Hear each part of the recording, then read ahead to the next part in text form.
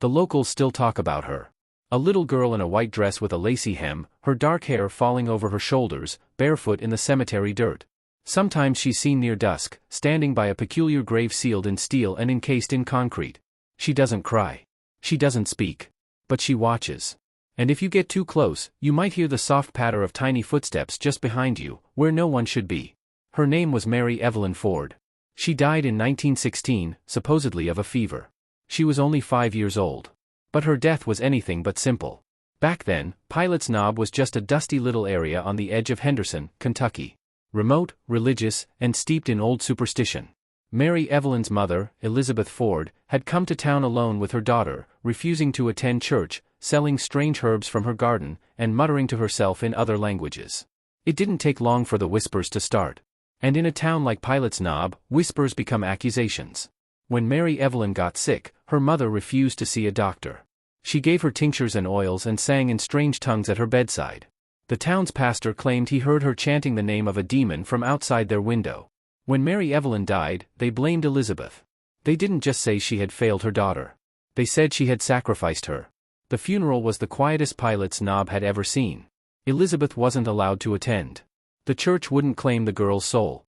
The pastor refused to bury her in sanctified ground. But out of guilt, or fear, the town allowed her to be laid to rest in the farthest corner of the cemetery, alone. But the burial was anything but normal. The grave was sealed in steel-reinforced concrete, and then overlaid with thick interlaced metal bars, forming a kind of cage over the earth. It was unheard of. No other grave had been treated that way. Some say it was to keep animals out. Others knew better. It was to keep something in. Some say Elizabeth begged them not to bury her daughter that way. Others say she vanished into the woods the night before, screaming curses and promising that they would all regret what they'd done. What followed was stranger still. The day after Mary Evelyn was buried, the gravedigger's son went missing. 3 days later, the preacher's baby was found at the edge of the woods, alive, but with scratches down its legs like fingernails. And every night after that, people claimed they heard something scraping under the ground from inside the grave. Not animals. Not shifting soil. Something deliberate. Something trying to get out. The legend faded over time, as legends do. But some people in Henderson never forgot. Some say Elizabeth Ford returned once, years later, thin and wild-eyed, speaking in riddles and holding a withered bouquet. She stood by the grave and whispered, "I told her to stay asleep." Then she disappeared again. In the 1970s, a group of teenagers dared each other to visit the grave at midnight. They laughed, brought beer, and climbed over the steel bars. One boy claimed he felt something grab his ankle. Another girl said her hair was pulled. They all ran screaming back to town. The next morning, the boy's leg had long, thin scratches on it. As if a child had clawed at him. In the 1990s, a local historian researching old burial techniques took photos of the grave. When he developed them, a shadowy shape appeared crouched inside the cage. He swore he had been alone. More recently, a paranormal investigator posted a video on social media. He stood by the grave alone, at dusk, asking questions to the air. "Mary Evelyn," he said. "Are you there? What do you want?" The wind picked up. Gravel shifted. His voice trembled. Then, from behind the camera's view, a soft, high-pitched whisper. "I want my mama." The video ended there. He never uploaded again. Today, the grave still sits at the far corner of Pilot's Knob Cemetery, sealed in rusting steel.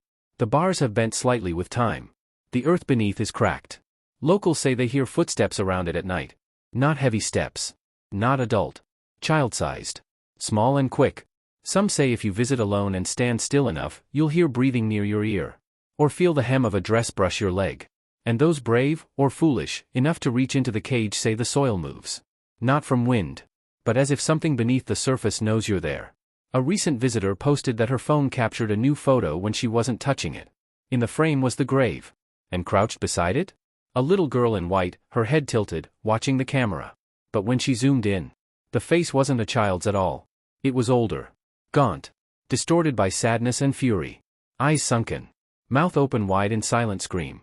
Some believe Mary Evelyn was just a victim of her mother's isolation, of a town's fear. But others think the town was right to fear her. And that's why the cage remains. Not to honor her.